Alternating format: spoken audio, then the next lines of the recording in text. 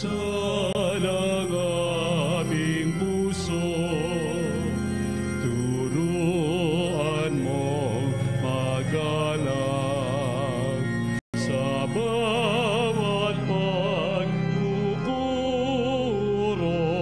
lahat ay makayakap. Buksan ang aming isip, sikatan ng liwanag.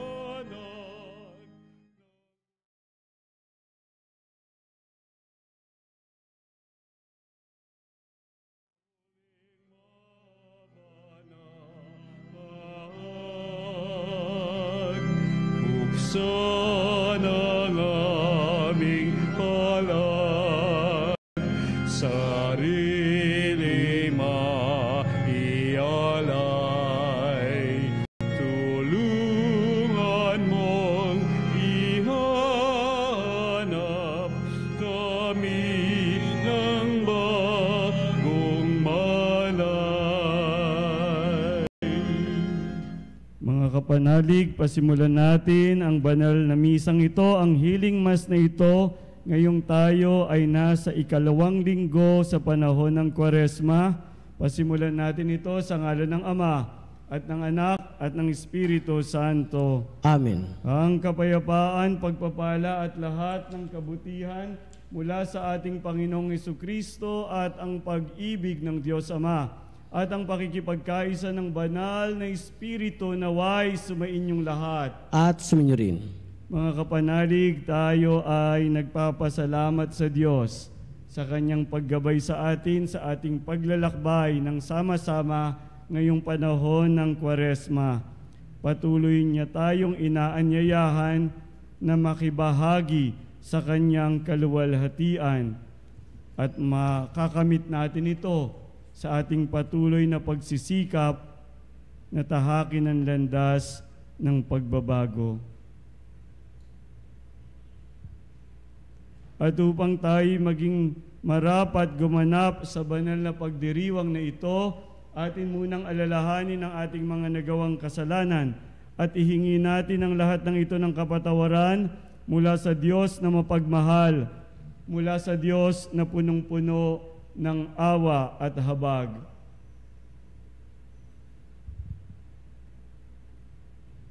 Panginoong Hesus, sa ningning ng iyong pagbabagong anyo, pinuspos mo ng galak at kamanghaan ang iyong mga disipulo.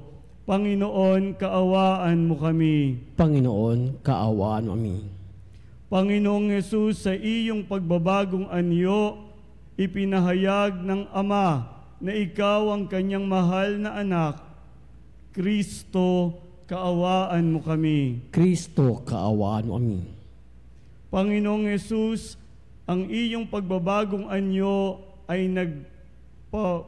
nagpapabadya ng iyong muling pagkabuhay at pag-akyat sa langit.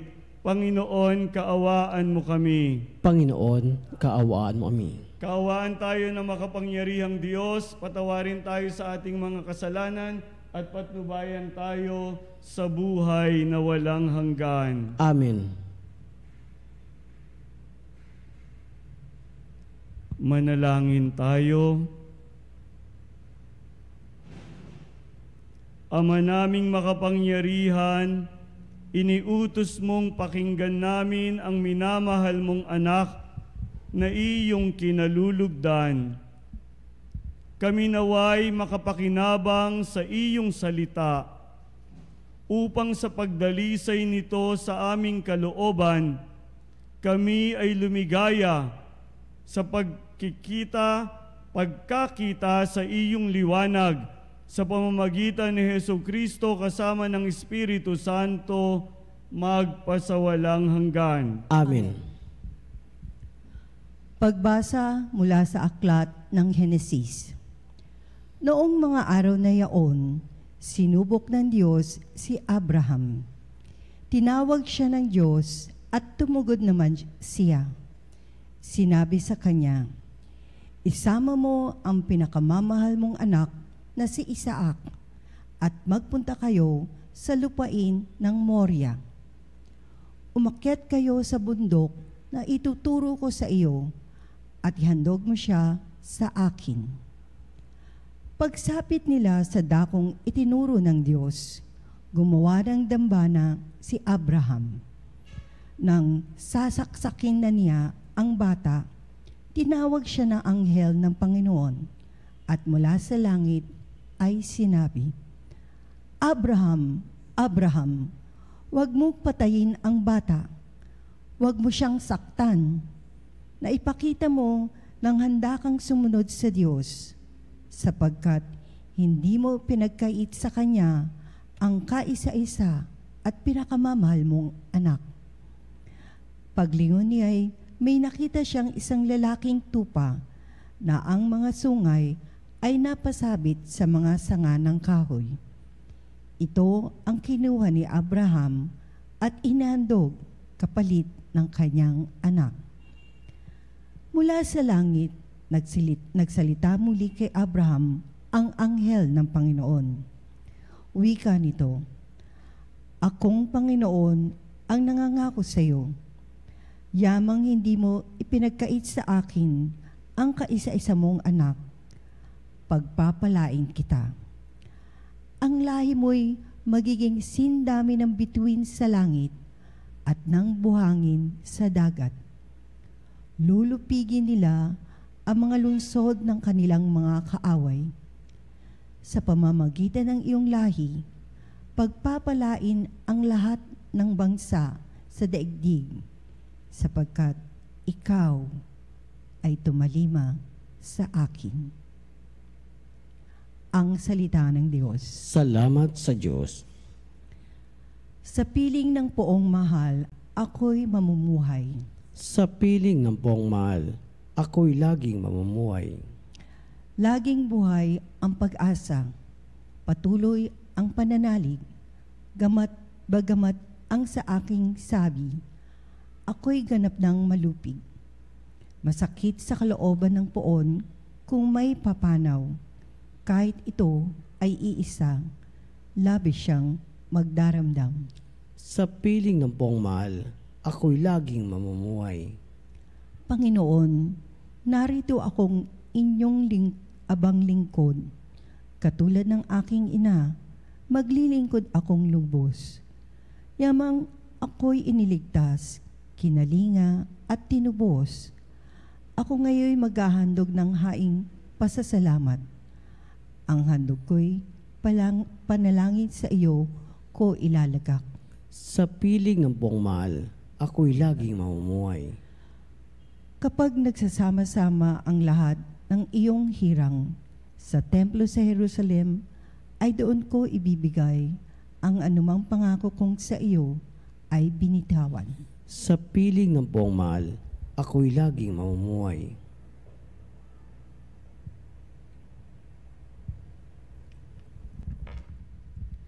Pagbasa mula sa sulat ni Apostol San Pablo sa mga taga-Roma. Mga kapatid, kung ang Diyos ay panig sa atin, sino ang laban sa atin? Hindi niya ipinagkait ang sarili niyang anak, kundi ibinigay para sa ating lahat. Kung naipagkaloob niya sa atin ang kanyang anak, hindi ba niya ipagkakaloob sa atin ang lahat ng bagay, kasama ng kanyang anak? Sino ang maghaharap ng sakdal laban sa mga hinirang ng Diyos? Gayong ang Diyos ang nagpapawalang sala sa kanila. Sino nga ang hahatol ng kaparusahan? Si Kristo Jesus bang nasa kanan ng Diyos? Siya pa nga ang namatay at muling nabuhay, at ngayoy namamagitan para sa atin. Ang salita ng Diyos. Salamat sa Diyos. Wika mo'y aming diringgin, wika mo'y aming susundin, wika mo'y aming tutupin, wika mo'y aming diringgin.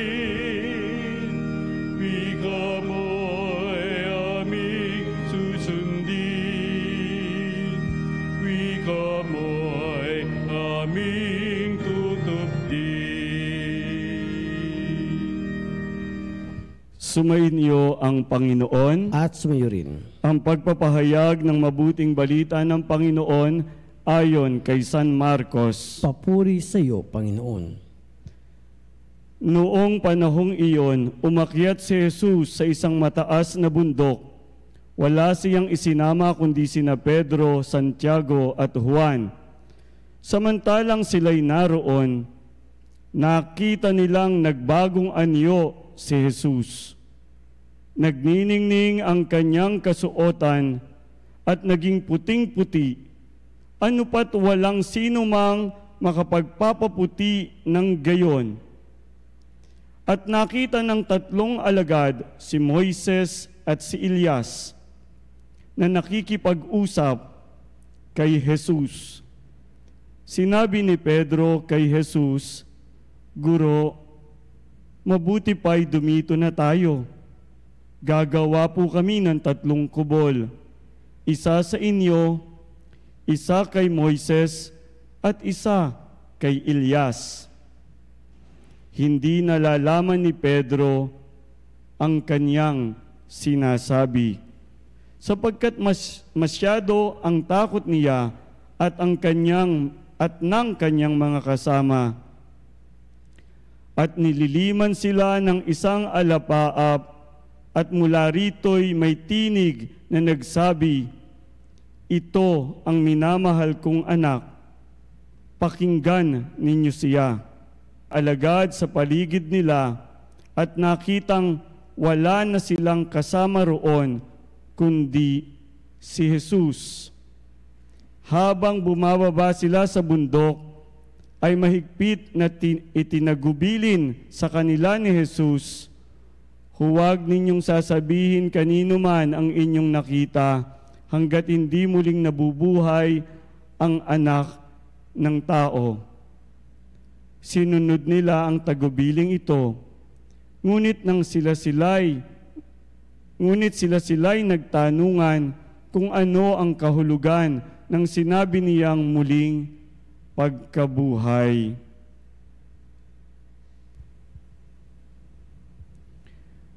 Mga kapanalig, ang mabuting balita ng ating Panginoon. Pinupuri ka namin, Panginoong Kristo.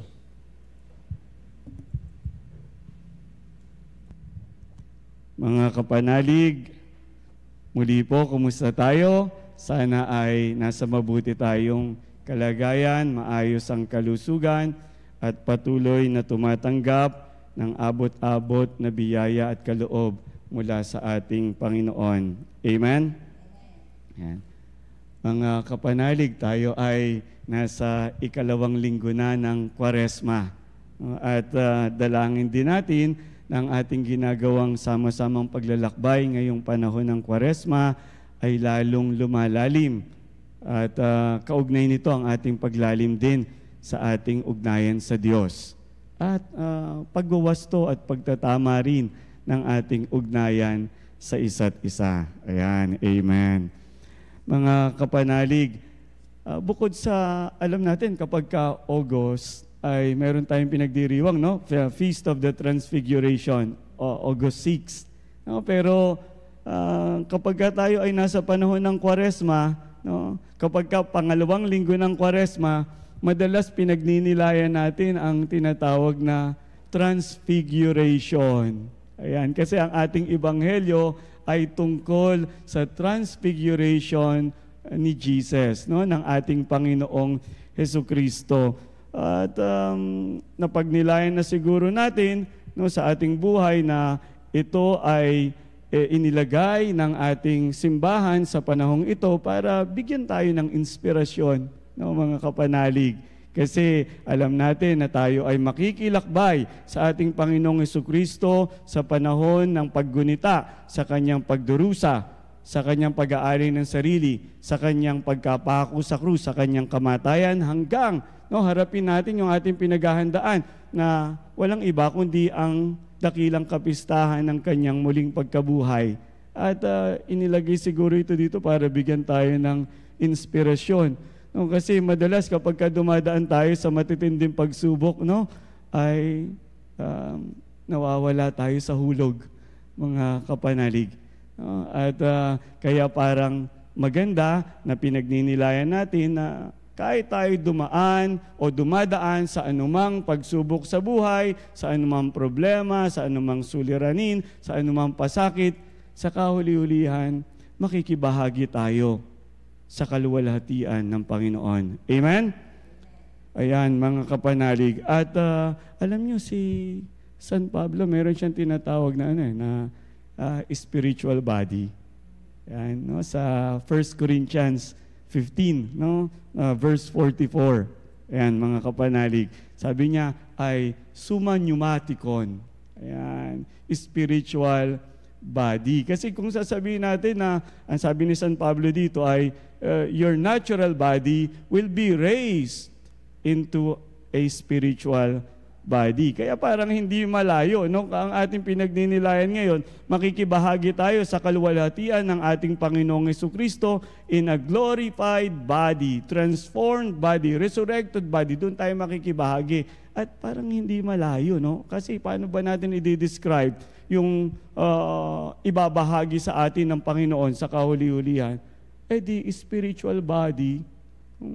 At magandang pagnilayan kasi hindi natural body, pero body pa rin. Katawan pa rin. Ibig sabihin, hindi multo. Hindi lang kaluluwa. Ayan, yan siguro maganda una natin pagnilayan. Kasi ang haharapin natin ay ang Easter time, ang mystery of Jesus' resurrection, at alam din natin na glorified body yung ating sasalubungin. Di ba? Kasi kaya nga si Tomas, yun ang kanyang parang hinahanap, yung connection doon sa napako, doon sa muling nabuhay. Kasi tayong mga Kristiyano, minsan ang focus natin doon sa nabuhay, nadidetach. No? Nadidetach doon sa napako. Kasi parang ayaw natin makibahagi sa pagdurusa, kapanalig. Yun ang problema. No? Sabi nga ay parang no sacrifice, no glory. Ayan. No pain, no glory. Buti na lang may nagsisimba dito, mga kapanalig, no? No pain, no glory. No sacrifice, no glory. Kaya kung makikibahagi tayo dun sa glorified body na yan, handa rin tayo makilakbay, no? Sa daan ng krus. At itong daan ng krus na to, hindi naman ito pagdurusa na walang kwenta. No, kaya nga, spiritual body. Ano bang unang-unang karakteristik nito? Body nga Bakit? Anong ibig sabihin nun? Yung body mo, kapag ikaw ay nagkakasala, ang instrumento ay ang iyong katawan. Pero kapag ikaw ay gumagawa ng mabuti, kapanalig, ang instrumento walang iba din kundi ang iyong katawan. When we sin, it is through our body. And when we do good, when we share in the divine life, this same body becomes the instrument. Kapanalig, sa kahuli-hulihan pala, it's the decision that we are making. Ang desisyon na ating ginagawa sa araw-araw, hindi lamang sa panahon ng Easter, hindi lamang sa panahon ng Kwaresma, sa araw-araw, kapanalig. Hahayaan mo ba ang katawan na ito na maging instrumento ng kasalanan? O gagamitin mo ang katawan na ito para ikaw ay maging instrumento ng kabanalan? Napaka-practical na tanong, mga kapanalig, na maaaring sagutin natin sa kaibuturan ng ating puso. Ayan. Bakit ba natin kailangan gawin ito? Pangalawa, kasi ang hinahanap nating masunod ay ang kalooban ng Diyos. Sa ating unang pagbasa sa aklat ng Henesis, si Abraham, iaalay niya ang kanyang anak na si Isaac. Malupit yun, masakit yun, mahirap yun, kapanalig. Pero para masunod ang kalooban ng Diyos, hindi siya nagdalawang isip. ikaw, ang i-give up mo nga ay kasalanan eh. Ang i-give up mo nga ay kawalang hiyaan. Pero bakit hindi mag-give up? Kasi hindi ang kalooban ng Diyos ang pinagsisikapang sundin. Madalas ang pinagsisikapang sundin ay ang sariling kalooban na madalas ay taliwas sa kalooban ng Diyos. Sa ating ikalawang pagbasa, binasa sa atin, no? Sulat ni San Pablo sa mga taga-Roma, chapter 8 ito. Paborito ng marami sa atin. Anong sabi? Sino magsasakdal? Who will condemn us? Si Jesus. Siya pa nga ang namatay, kapanalig, di ba? Para tayo iligtas. Sino magsasakdal? Yung may kakayahan at may karapatang magsakdal, hindi niya ginawa. At nandoon siya sa kanan ng Ama, hindi para tayo husgahan, hindi para tayo isakdal. Nandoon siya para maging tagapamagitan natin. The one who has the authority to condemn us is not condemning us, rather He becomes our intercessor, kapanalig. No, pag nananalangin tayo sa Ama, napaka-powerful ng intercessor natin. Walang iba kundi ang ating Panginoong Hesukristo mismo. Ayan. No. Sino magsasakdal? Ang sarili. Sinong hahatol? Ang ating sarili. Kapag ka ang ating kalooban ay hindi naaayon sa kalooban ng Diyos. Tayo mismo, kapanalig, ang humahatol, humuhusga, nagsasakdal sa ating sarili.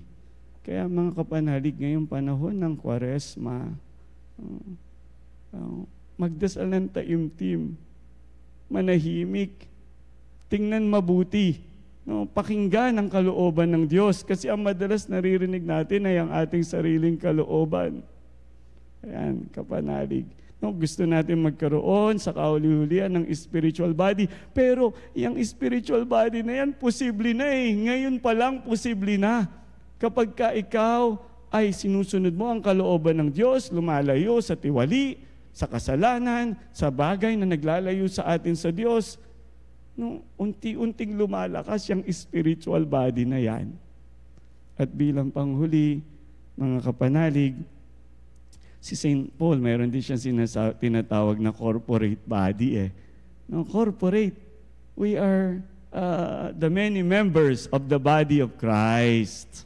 Ayan. Kaya pagka itong ating mga maliliit na body na to, naging spiritual body na, pwedeng maging bahagi ng corporate body. Yan, sa ating simbahan, yan. Sa ating komunidad, yan. Pero minsan, bakit watak-watak? Oh, bakit divided?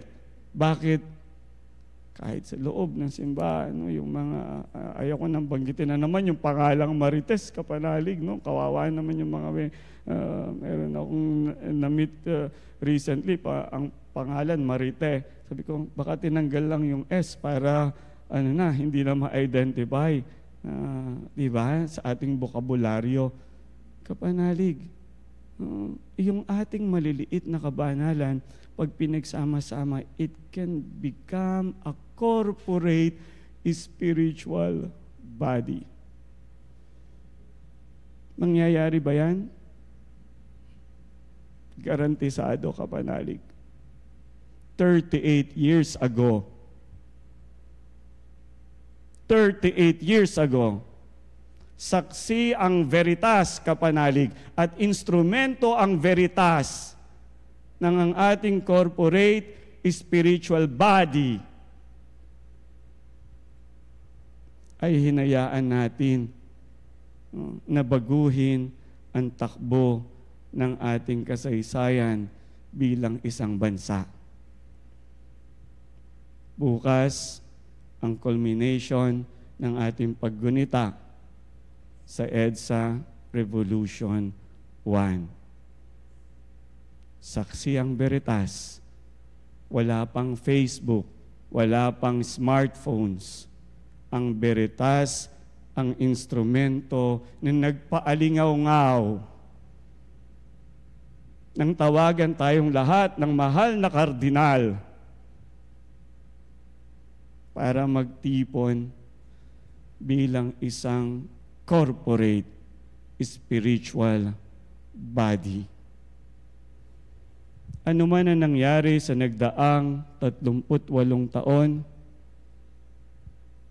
maganda man o hindi, sa kahuli-hulihan, pwede nating tanungin ang ating sarili. Ano ba ang ating pinakinggan? Ang kalooban ng Diyos o ang makasariling kalooban natin ng ilan kung bakit tayo hanggang ngayon ay ganito? Nawa ay patnubayan tayo ng Panginoong Diyos upang muli at muli maranasan natin ang maging tunay na spiritual body and eventually corporate spiritual body.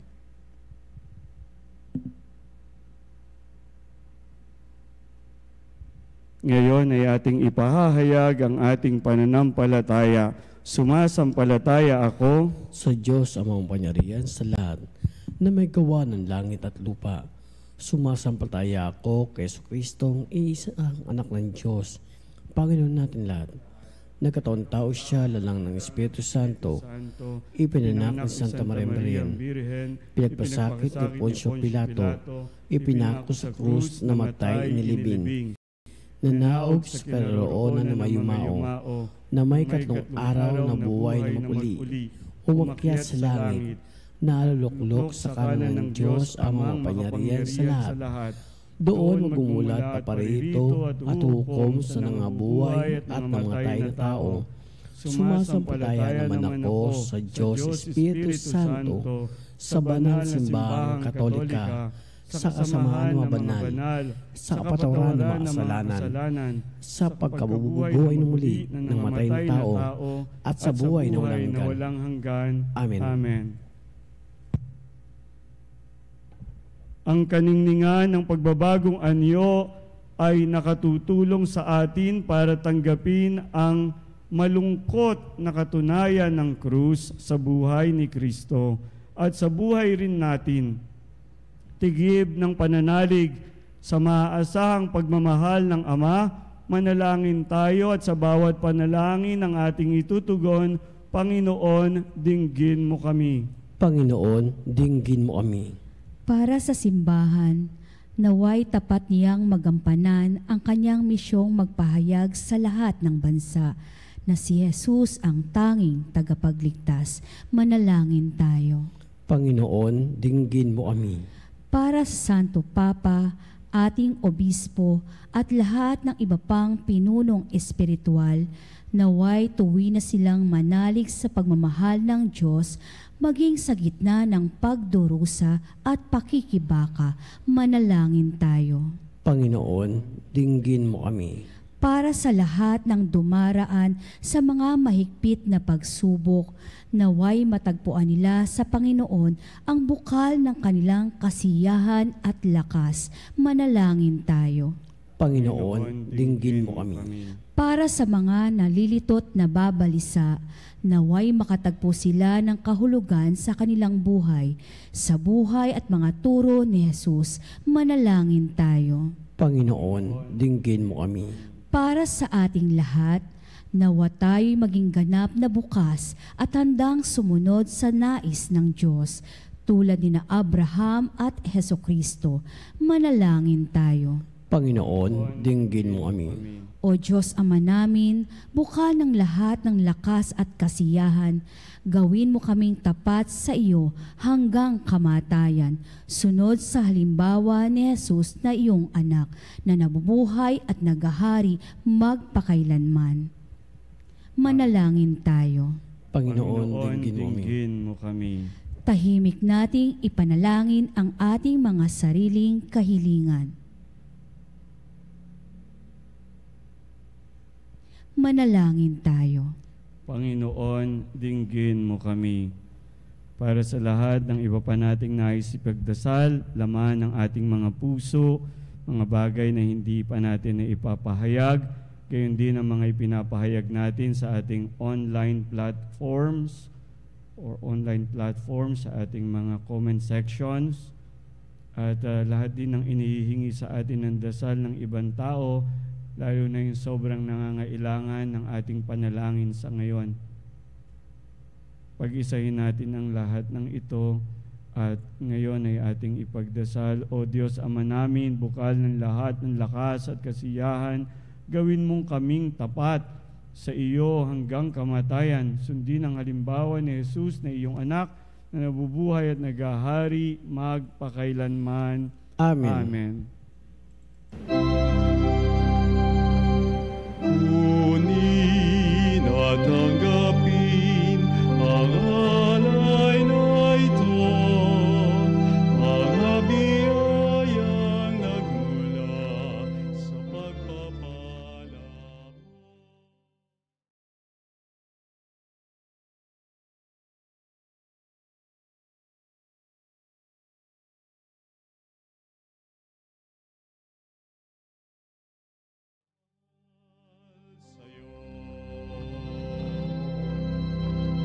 Tinapay na nagmula sa butil ng trigo, pagkaing nagbibigay ng buhay mo,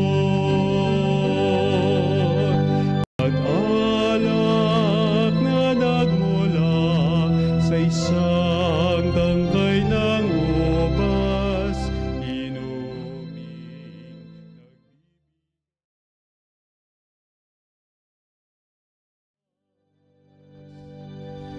kunin at tanggapin ang alay na ito, mga biyayang nagmula sa pagpapala mo. Handa ng bawat puso pagkatinibig.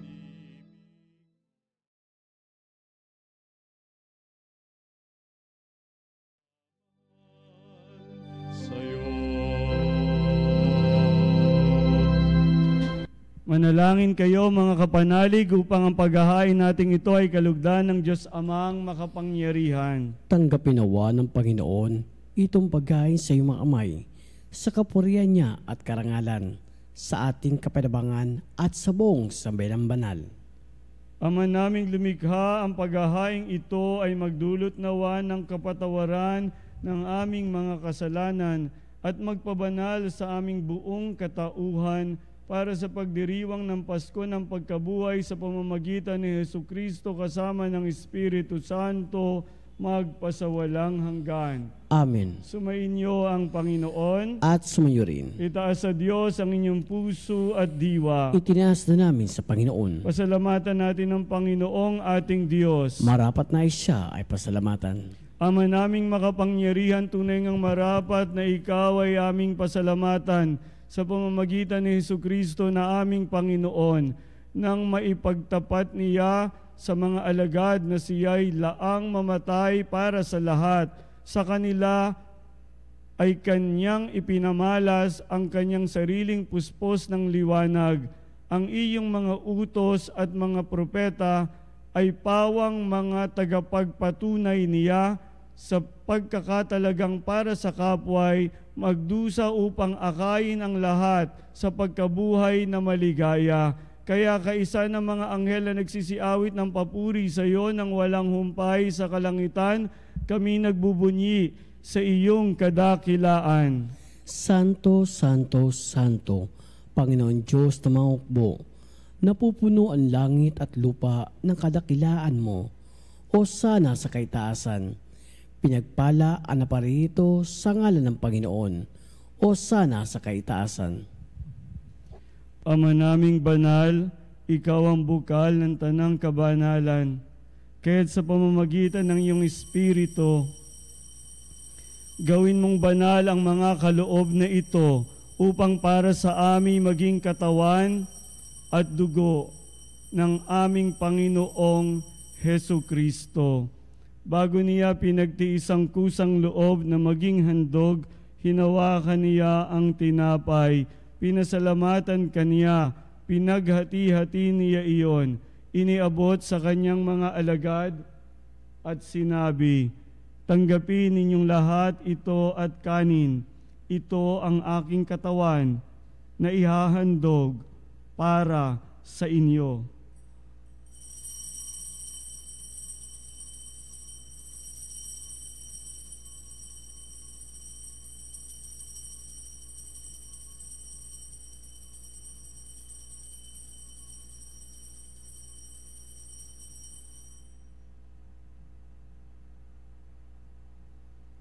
Gayon din naman nung matapos ang hapunan, hinawakan niya ang kalis.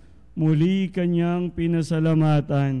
Iniabot niya ang kalis sa kanyang mga alagad at sinabi, "Tanggapin ninyong lahat ito at inumin. Ito ang kalis ng aking dugo, ng bago at walang hanggang tipan. Ang aking dugo na ibubuhos para sa inyo at para sa lahat, sa ikapagpapatawad ng mga kasalanan. Gawin ninyo ito sa pag-aalala sa akin."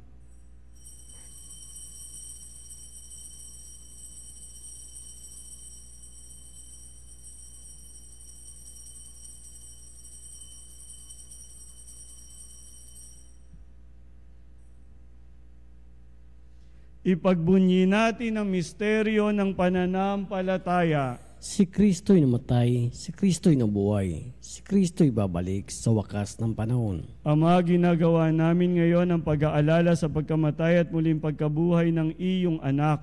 Kaya't iniaalay namin sa iyo ang tinapay na nagbibigay buhay at ang kalis na nagkakaloob ng kaligtasan.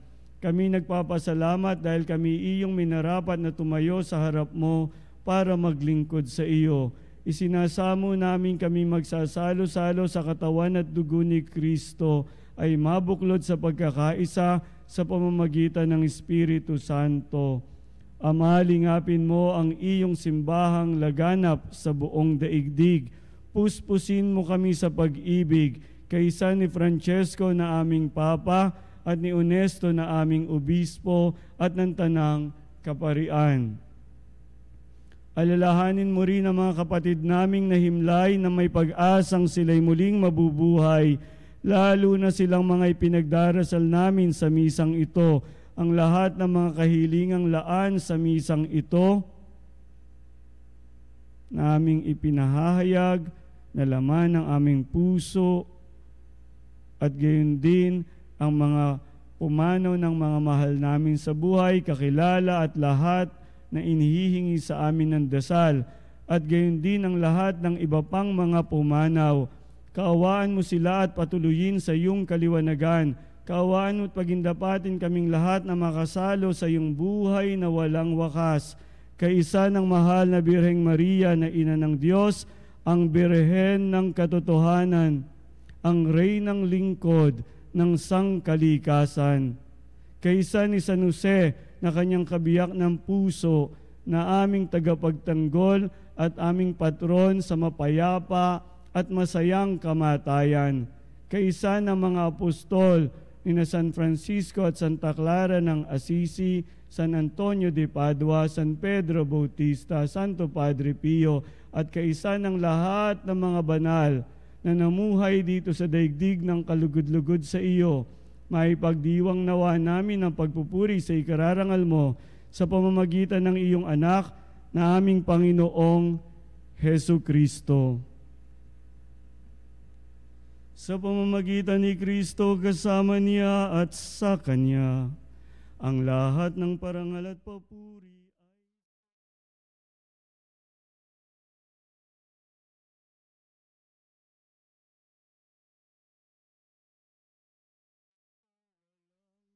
hanggan. Amen, amen, amen.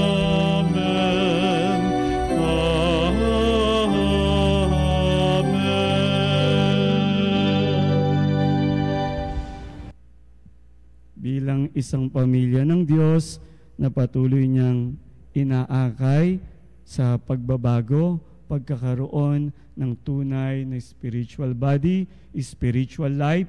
Dumalangin tayo ngayon sa panalangin itinuro sa atin ng ating Panginoong Hesus. Ama namin, sumasalangit ka, sambahin ang ngalan mo, mapasa amin ang kaharian.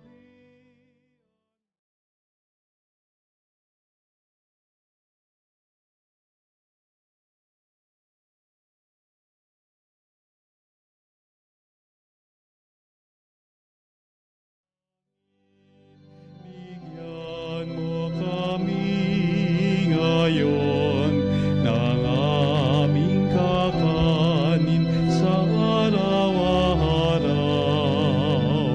at patawarin mo ang aming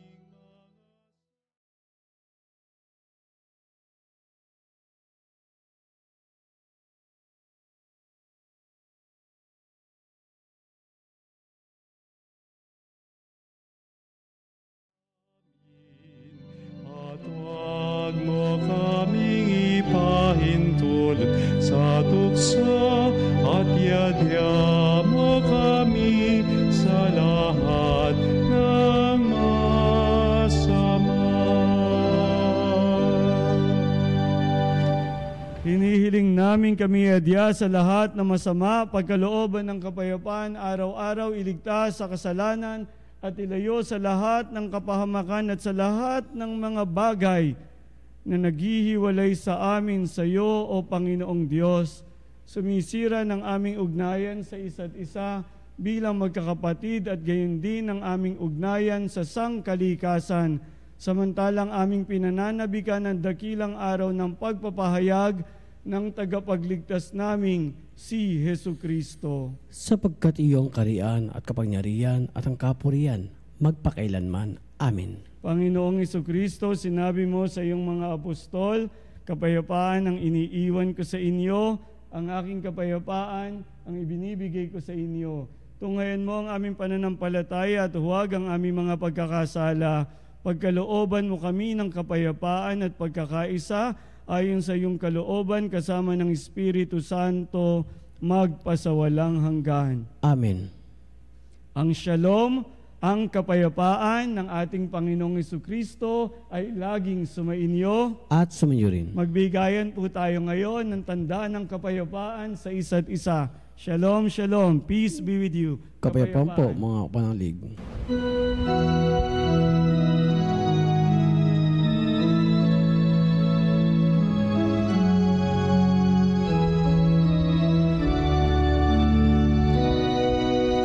Kordero ng Diyos na nag-aalis ng mga kasalanan ng mundo, maawa ka sa amin. Kordero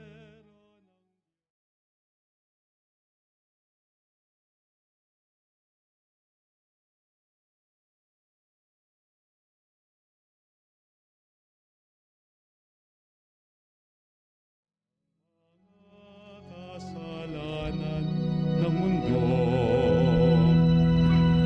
maawa ka sa amin.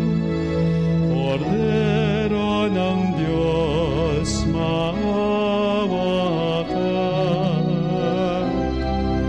Kordero ng Diyos na nag-aalis ng mga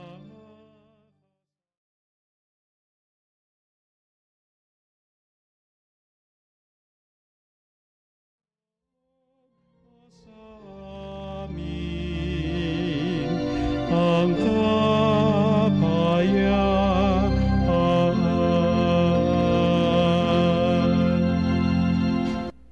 Mga kapanalig, narito ang ating Panginoong Hesukristo, ang siyang naparito upang tayo ay kanyang ibalik sa ating dangal at dignidad bilang mga anak ng Diyos. Ang siyang nagbagong anyo sa harap ng kanyang mga alagad upang sila ay bigyan ng panibagong lakas at inspirasyon. Siya ang patuloy na nagbibigay din ng lakas at inspirasyon sa atin ngayon. Ito ang kordero ng Diyos. Ito ang nag-aalis ng mga kasalanan ng sanlibutan. Mapalad ang mga inaanyayahan sa kanyang piging. Panginoon, hindi ako karapat-dapat na magpatuloy sa iyo. Ngunit sa isang salita mo lamang ay gagaling na ako. Pagsanggalang nawa tayo ng katawan at dugo ng ating Panginoong Hesukristo tungo sa buhay na walang hanggan. Amen.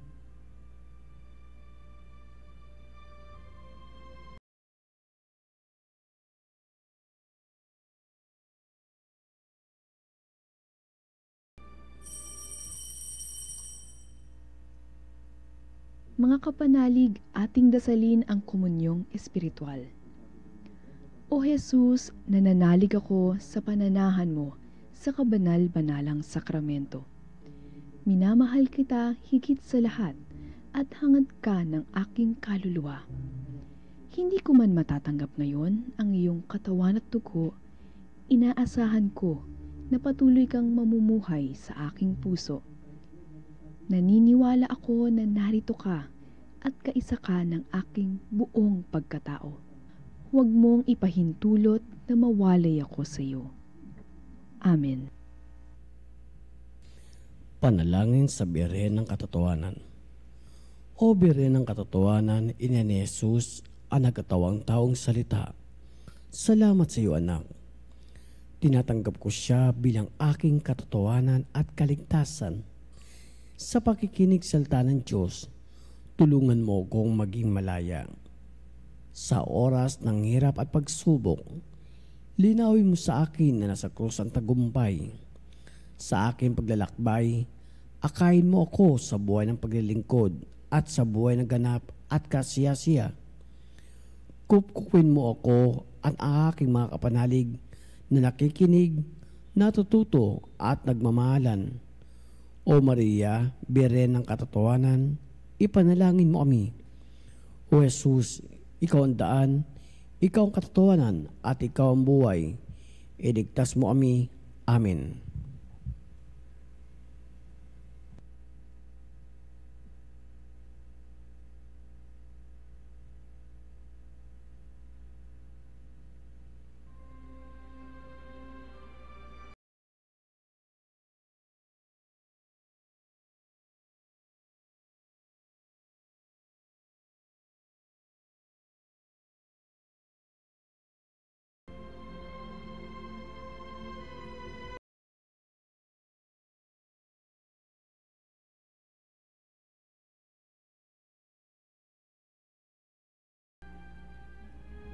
Manalangin tayo.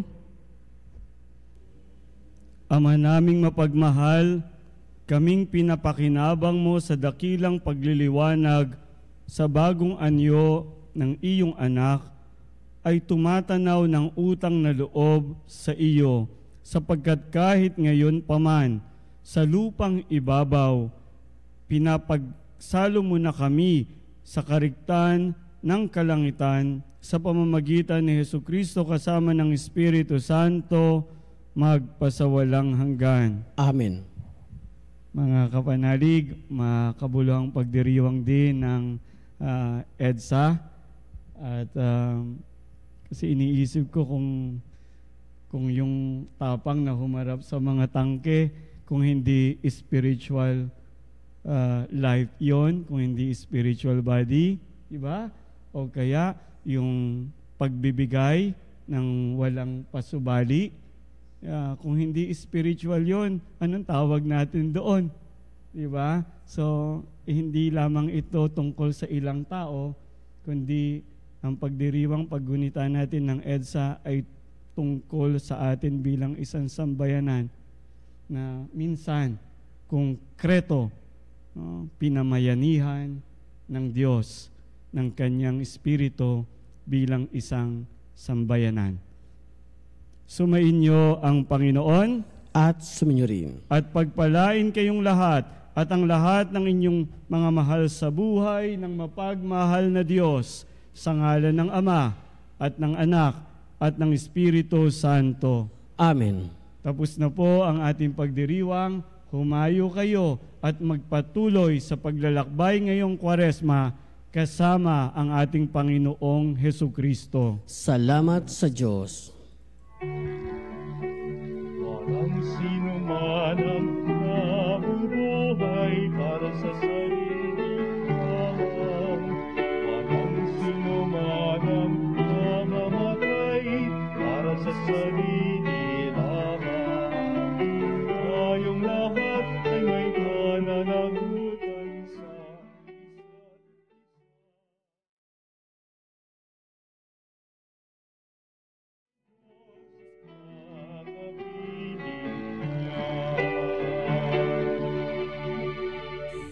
Muli po.